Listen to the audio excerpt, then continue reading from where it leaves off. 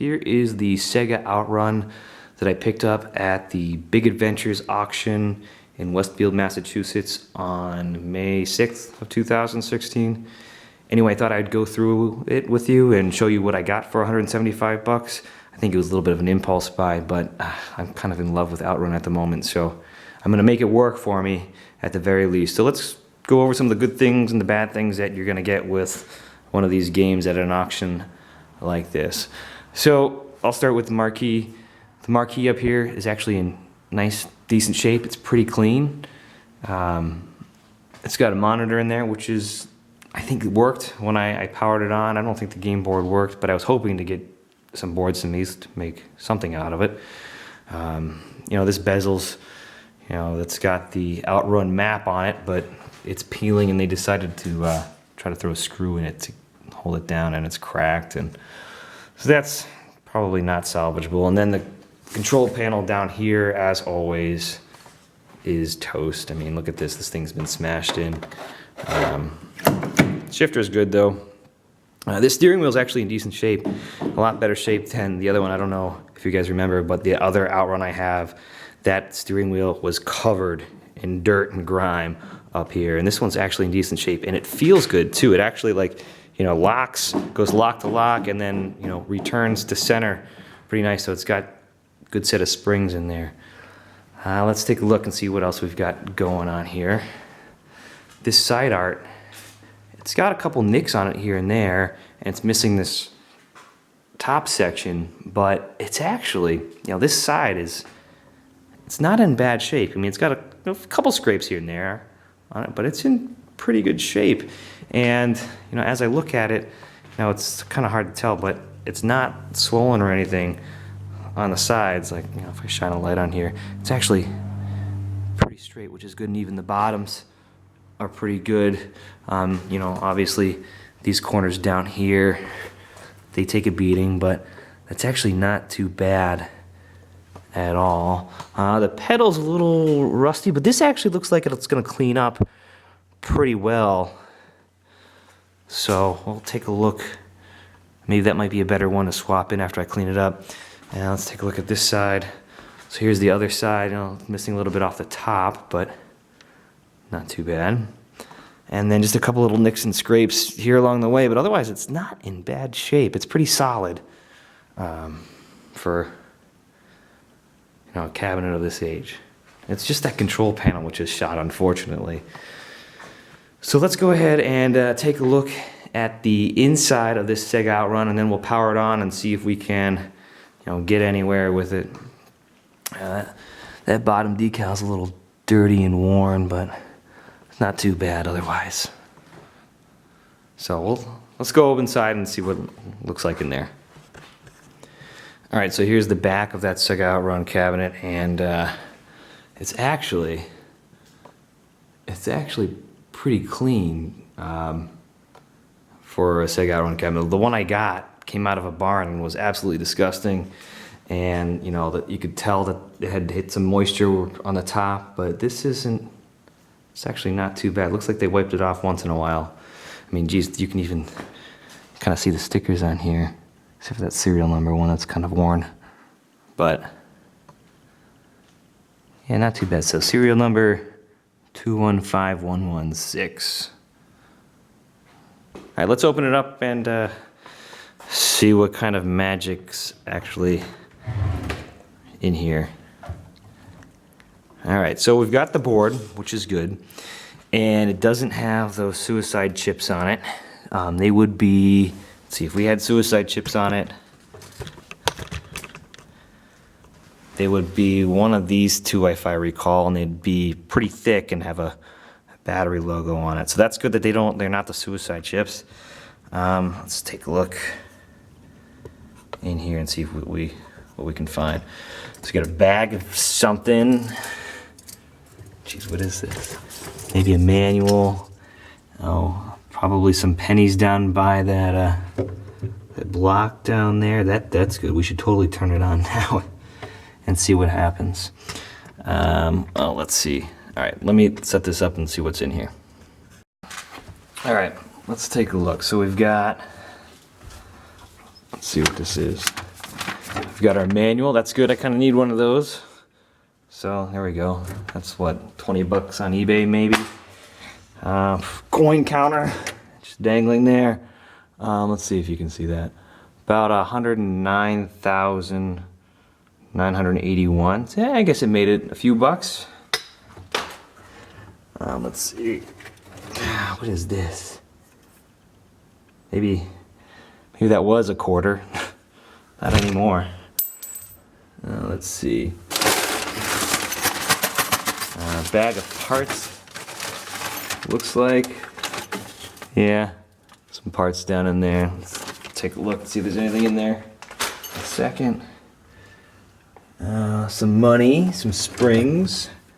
Got a broken spring. That's one of the steering wheel springs. Let's see. Yeah, that was the rest of the steering wheel spring. Look at that, I'm making some of my money back. I got 50 cents now.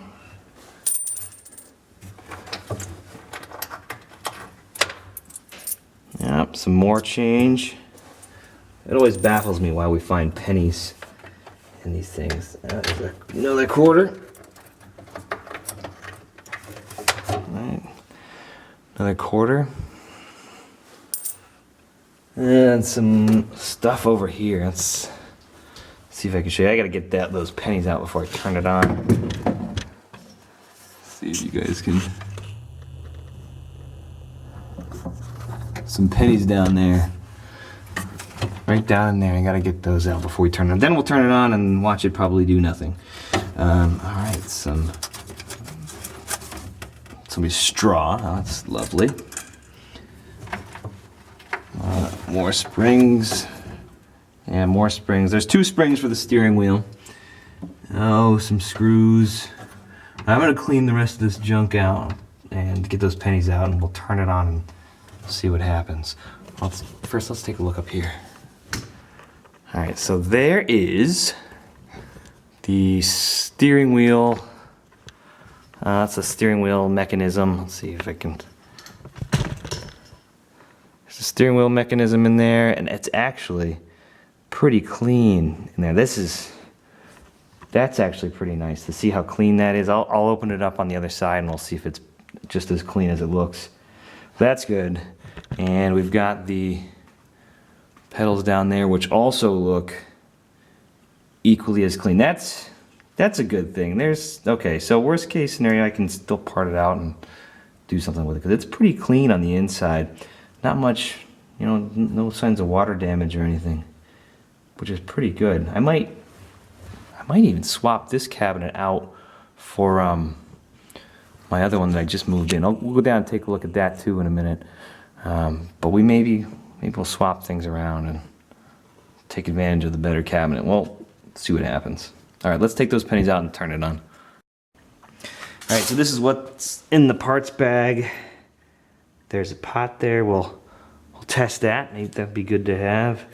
A bunch of the security keys, the high tamper proof bits that you need to get into this machine. It's actually kind of nice. A bunch of washers and stuff. Nothing really major. And then I have no idea what this is. What is this? Anybody know what this is? I don't know what it is, but there's 2 of them. They look broken. Whatever they are. I don't know. Alright, well that's what's in the parts bag there, so okay, let's go turn it on. Alright, let's go ahead and turn it on and see if it does anything.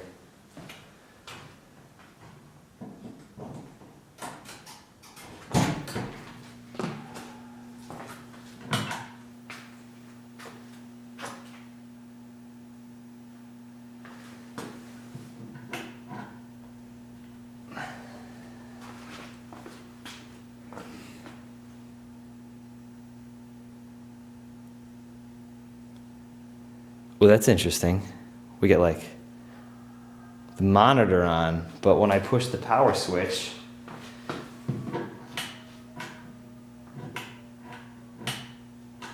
it doesn't do anything.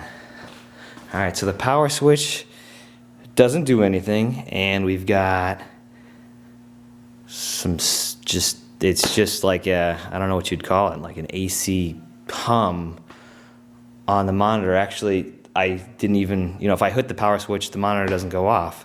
So that means it's just getting AC at the moment. So let's just go take a quick look and see if there's a light on the PCB. Alright, so there's usually a little red light on. It's supposed to be on the PCB. Do you guys hear that? We got the coyotes howling tonight. Alright, anyway. The coyotes are out. Alright, anyway, let me try hitting the power switch again. Nothing. Okay, that power switch does nothing. Let's get out the multimeter and see if we're actually getting 5 volts somewhere. Alright, hold on, we'll be right back. Alright, so I'm testing the voltage down here, and I don't know if you guys can see that, but I'm getting 1 volt at the power supply, and if you look over there, well, no wonder the power switch doesn't work. It's not connected to anything. So I'm gonna go ahead and see if I can adjust the voltage on this real quick, and if anything positive happens. If not, I've got a spare power supply I can actually throw in real quick, and maybe it'll work. That'd be great, wouldn't it? So I just disconnected the power from the board, and lo and behold, I don't know if you guys can see that, but I'm getting 5 volts from the power supply now. So that tells me that there's a short on the board somewhere causing that to happen. I mean, I plugged the power in and it was only reading 1 volt, and with it unplugged I get 5 volts. So there's something going on at the board. Let's see if we can kind of see anything upon closer examination. Get out my light. Alright, so looks like there has been some sort of repair here. I don't remember seeing those wires on my other boards. And there's a couple things going on in there as well. So maybe it's just the top board. I don't know. But I guess what I'll do is I'll kind of dive into that a little bit further. But I think I did get a coin door light now that I've got. Yeah, coin door light came on now that I got 5 volts back. All right, so we'll see what happens when I, do that. But let's go inside and let's take a look at the other Outrun in a second. Here is the other one that I picked up for the board, which ended up having a small board issue. So it's like a never-ending process trying to get these Outruns to go. I picked this up cheaper than a board set, so it was kind of hard to turn down. So this one's got a bezel that's not cracked, but it looks like it's actually been painted. The reason I say that is if you look right here in the corner, you can kind of see the shiny spot that's been rubbing away. So maybe I can pull off that silver paint. And this control panel, that's not in horrible shape. It's got a couple little dents on it, but that's usable. I'd use that. And this steering wheel has got a bite taken out of it. But this cabinet has no side art. It's missing all the side art. And the monitor, I think, has intermittent vertical collapse. But I don't know. I was torn as far as to what cabinet to use in the basement. Let's go ahead and take a look at the one in the basement. Remember, that's the one that was really dirty and I cleaned up. But this one's pretty clean. It's just missing side art and all that other stuff. And I think side art you can get, reproduction side art's about $200. But by that point, if I were to ever get rid of one of these games, you're not going to make any money on it. You'll break even. So let's go inside and take a look. Alright, here's the Outrun that I moved into the basement. This is the same one that was dirty and disgusting and grimy and came from that barn haul last August from, you know, just sitting in a barn for multiple years. It came out along with this Atari Roadrunner here. This is the one that literally had bird crap running down the front of it. And also came the Konami Super Basketball right here. This is the one that I put a new marquee on and cleaned up and kind of pulled in for a little bit. So this is the cabinet. I'm torn as far as which one I should keep. This one has a decent left side. I mean, it's got a couple nicks and everything, but it's not bad. It's overall complete side art there. Not missing the top section or anything. This is the side that bothers me a little bit. While it does still have that top section, unlike the auction Outrun that's missing it, this one's got some gouges and scrapes on the side here. So I'm torn, and the other cabinet was just cleaner in general, probably from not sitting in a barn. You know, one of the things that really bothers me on this cabinet is the top here. I don't know if you guys can see that texture there. And it's like the vinyl that they put on this particle board here is starting to wrinkle. And probably from being in the hot and the cold and the hot and the cold and the moisture and going back and forth. So that kind of bothers me, and that other cabinet doesn't have it. There's the other cabinet that has no side art on it, which I guess I could put side art on it, but you know, at $200, I think I'm gonna hold off for a little bit. You know, the marquee is good on it. This has got a nice bezel. It only has one little crack right in there, which hopefully you can see. It's not too bad. That's the only crack on the bezel. But the control panel, as always, it's this corner here that gets dinged up. And this is probably the best of the 3 control panels. But this is the one with the dirty and disgusting and grimy steering wheel that I probably spent about 45 minutes cleaning. So 45 minutes later, it's clean, but it still has a little bit in here that I just can't get out. But we'll figure that out. And of course it's missing one of these tamper-proof screws, so that'll get taken care of. But I wanted to get the game in the basement and going. This also had a really dirty and grimy floor mat.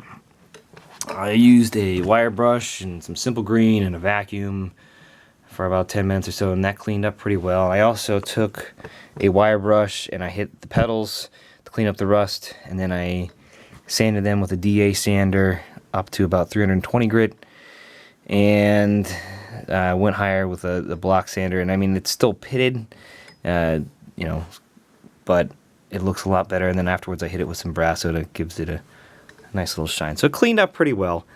And I, you know, hit the other chrome pieces with, you know, Brasso, and that really helped clean everything up.